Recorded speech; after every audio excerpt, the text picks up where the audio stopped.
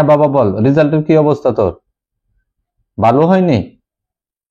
আচ্ছা ঠিক আছে, তোর রেজাল্ট ভালো হয়নি সেটি নিয়ে তোর চিন্তা করার প্রয়োজন নেই। হ্যাঁ আমি বলছি, তোর এই বিষয়টা নিয়ে কোনো চিন্তা করার প্রয়োজন নেই। তুই বাড়ি থেকে চলে যাবি কেন? এটা তো তোর বাড়ি। হ্যাঁ অবশ্যই অবশ্যই, তুই এখানেই থাকবি। দেখ, তুই যতটুকু রেজাল্ট করেছিস সেটা কিন্তু তোর পরিশ্রমের ফসল। যতটুকু পরিশ্রম করেছিস ঠিক ততটুকু রেজাল্ট করেছিস।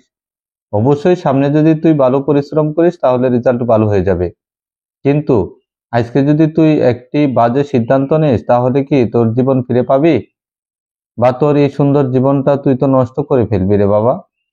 হ্যাঁ আমি তো তোকে মানুষ করেছি খুব কষ্ট করে, এই পর্যন্ত এনেছি। শোন, হ্যাঁ তুই সর্বক্ষণ মোবাইলে গেম খেলতি, তুই বাবা মার কোনো কথা শুনিসনি, তুই বন্ধু বান্ধবদের সাথে আড্ডা মেরেছিস, যার কারণে তোর রেজাল্ট খারাপ হয়েছে।